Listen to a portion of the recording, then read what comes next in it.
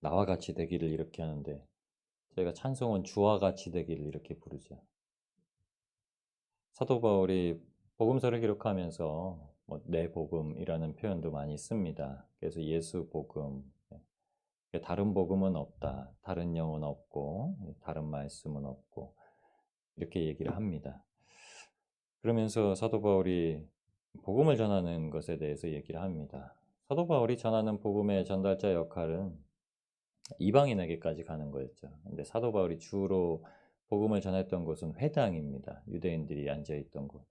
그러니까 그곳에서 말씀을 가지고 전할 때에 늘 했던 말씀은 부활에 대한 말씀. 그가 태어날 때부터 약속으로 배워왔던 것들, 바랐던 하나님들에 대해서 이제 아그리파 왕에게도 얘기를 합니다. 근데 아그리파 왕이 나중에 맨 마지막에 보면 베스도에게 이르되 이 사람이 만일 가이사에게 상소하지 아니하였더라면 석방될 수 있을 뻔하였다 하면서 어떤 사형이나 결박당할 만한 행위가 없다 이렇게 얘기를 하시죠. 예, 그런 말씀을 두고 그리스도인들을 바라보게 하시는 모습을 봅니다. 사도 바울이 나와 같이 되기를 원한다. 이렇게 여러분들이 그리스도인이 되기를 원한다. 이게 막 이런 말이 아니라요. 예수를 믿으면 예수 믿는 자가 되기를 원한다. 나와 같이 되기를 원한다. 이렇게 합니다. 그러니까 우리가 믿는 예수님, 우리가 가지고 있는 믿음, 이것에 대해서 말씀을 합니다. 우리가 행하는 모든 행동들에 대한 결과에 대한 믿음은요, 다 주님 앞에 있습니다. 요한복음 14장은 이제 성령님을 언급하신 성령장이기도 하고, 예수님께서 걸어가시는 그 길이 십자가의 길, 생명의 길, 진리의 길임을 말씀해 주신 장인데, 그 14장 1절 말씀에 보시면 이렇게 얘기합니다. 야, 하나님을 믿으니 나를 믿으라. 너희는 마음에 두려워하지 말라. 하나님을 믿으니 나를 믿으라. 이 말씀을 한 게 13장 말미에 베드로가 예수님을 3번 부인할 거다. 다 굴기 전에 3번 부인할 거다. 이 말씀을 하신 후에 마음에 그 두려워하지 말라.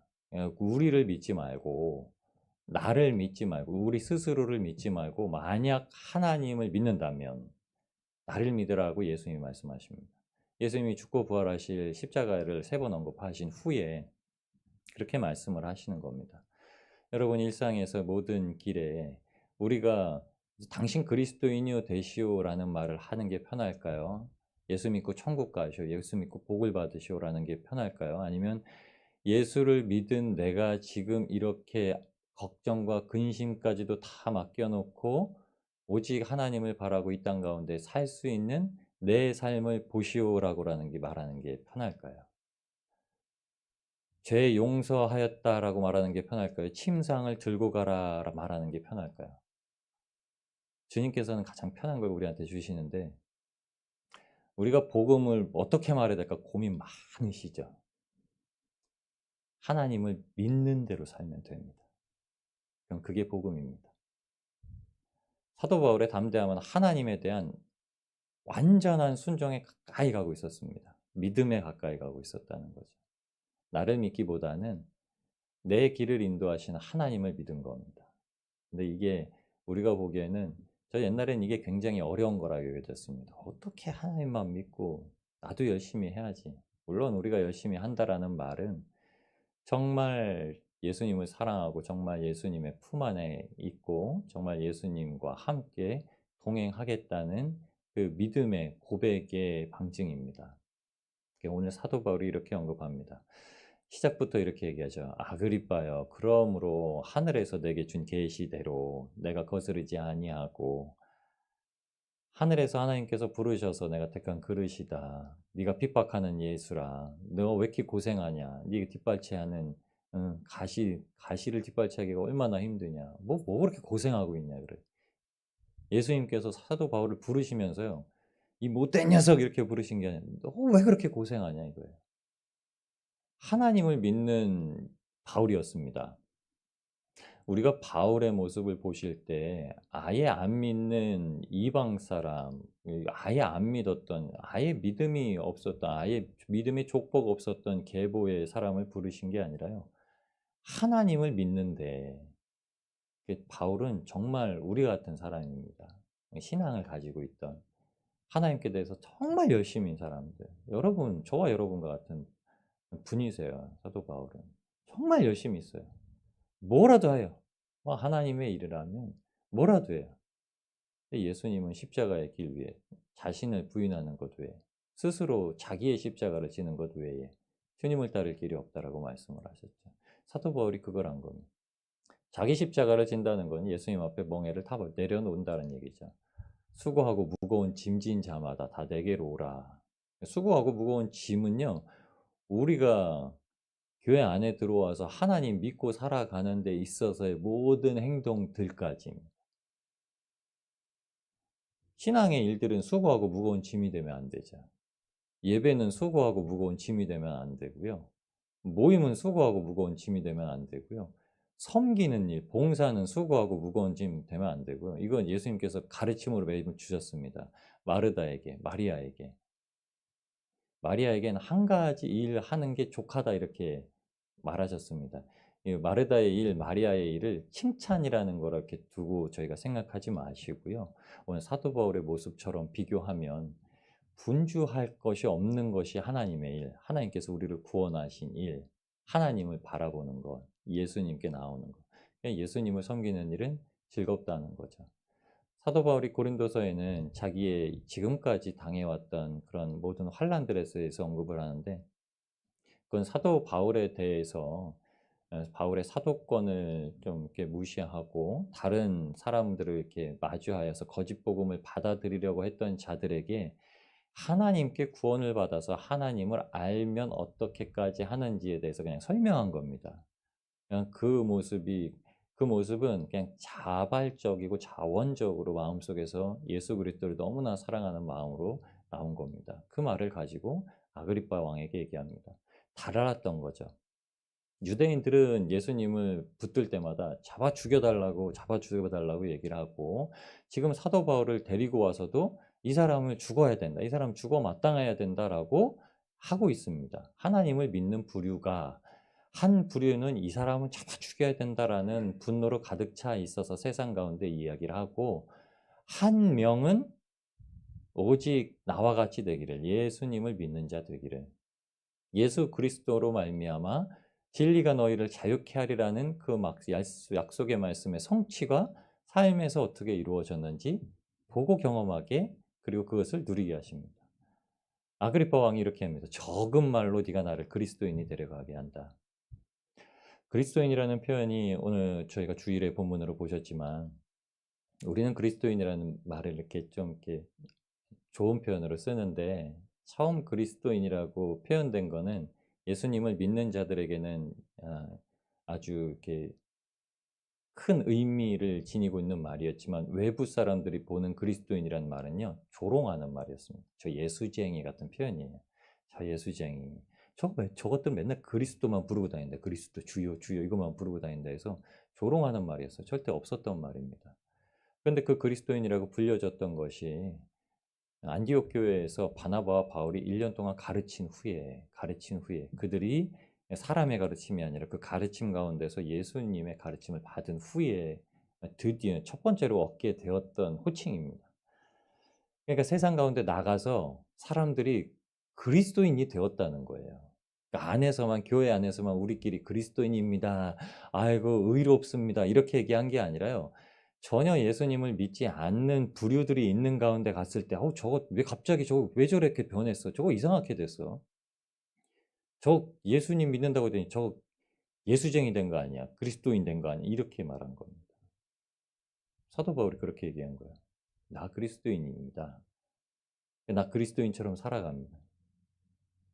세상에는 미련하다 그랬죠. 헬라인들에게, 그러니까 세상에 있는 세상 지식을 가지고 있는 사람들에게는 참 미련해졌다라는. 세상 지식을 가지고서 아주 똑똑하게 보여서 예수님을 전하는 게 아니라요. 그냥 말하는 게 예수님 그거밖에 없었다고 하는 겁니다. 분쟁과 다툼과 시기와 질투가 있는 세상 가운데 오직 화평이 되신 그 세상 가운데 빛과 소금이 되라라는 말씀. 세상에 들어가면 소금은 녹아져야죠. 소금 덩어리 알갱이로 있으면은 그 음식이 맛이 변할 리가 없죠. 소금은 그 어떤 음식이건 그 안에 들어가서 녹아지는 거죠. 그 안에 들어가서 녹아지는데 짠 역할을 하는 겁니다. 그럼 짠맛을 잃어버리면 그냥 밖에 버려진다고 말씀을 하셨죠. 그러니까 어찌 됐든 짠 겁니다. 그 음식에는 결정이 드러나진 않습니다. 야채는 다 드러나고 고춧가루도 뻘건 게 드러나는데 오직 소금만 맛으로 드러납니다. 아무것도 없어요. 그에 잘난 것이 아무것도 없고 그냥 "아우 짜." 이렇게 하면은 "소금 먹었네. 소금 많이 들어갔네." 그냥 이렇게 얘기하는 거죠. 시뻘겋면은 "이거 맵겠네. 고춧가루 같겠네." 이렇게 하는데 그리스도인은 "고춧가루 같아라. 후추 같아라." 이렇게 말하지 않으시고요. "소금 같아라." 이렇게 말씀하십니다. 그리고 "빛 같아라." 빛이 켜져야 보이는 것처럼. 그 빛이 켜지면요. 누구도 빛에 관심을 안 갖습니다. 빛이 가르치고 빛이 밝히는 것들에 관심을 갖습니다. 그 빛도 없이 이름도 없이 이렇게 하는데요. 아니에요. 빛은 있어야 돼요. 이름은 없어도 되는데 빛은 있어야 됩니다. 빛이 있이 이름도 없이. 불이 켜져 있는데 제가 전등을 바라보진 않습니다. 전등 바라보면 제 눈에 잔상이 남아요, 지금 막. 하나님께서 사도 바울을 부르셔서 우리에게 나와 같이 되기를, 나와 같이 되기를 이 말의 고백이 우리가 가지고 세상 가운데 나아가는 신앙 고백이 되기를 주님의 이름으로 축복합니다. 다른 건 다 상관없습니다. 이렇게 얘기하죠. 모든 사람이 내가 결박된 것 외에는 지금 나처럼 이렇게 세상 가운데 구속된 것 빼고는 다 나와 같이 되기를 원합니다. 아무것도 없는 나와 같이 되기를. 오직 예수님만 있는 나와 같이 되기를.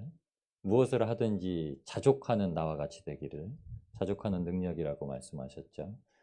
그리고 태장을 맞든 강도의 위협을 당하든 동족의 위협을 당하든 배가 파손되는 위협을 당하든 나와 같이 되기를. 그걸 다 건너뛰고 나와 같이 되기를 라고 말씀한 것이 아닙니다. 왜 그렇게 사도 바울이 나와 같이 되기를 주장했는가? 예수님의 가르치심이 그랬습니다. 예수님의 가르치심이 너희는 십자가를 지고 나를 따라오라. 이 말씀 굉장히 사도 바울이 오늘 한 말씀과 일맥상통하지 않습니까? 너희는 나와 같이 되기를. 십자가를 지고 비아 돌로로사. 고난의 길이지만 영광의 길이고 거룩의 길. 그 길로 올라가기를. 갈보리 언덕길 올라간다 하죠. 골고다라고 우리가 표현하기도 하는데 해골이란 뜻이죠. 그냥 그 언덕은 십자가 세워서 범죄자들을 십자가형의 형벌로 세워서 죽인 곳이기 때문에 해골의 언덕이에요. 막 해골만 쌓여요. 근데 사망이 있는 곳으로 가라고 하십니다. 예수님은 사망이 있는 그곳에서 그 해골들을 사람 생명 살리는 곳으로 바꾸시죠. 그럼 그곳은 우리가 그냥 말하기에 해골의 언덕, 사람들에게 안 믿는 사람들에게 불리우는 곳이 해골의 언덕이지. 주님께서 다시 오실 때는 무덤이 터지고 죽은 자가 살아나고 하나님을 만나는 곳.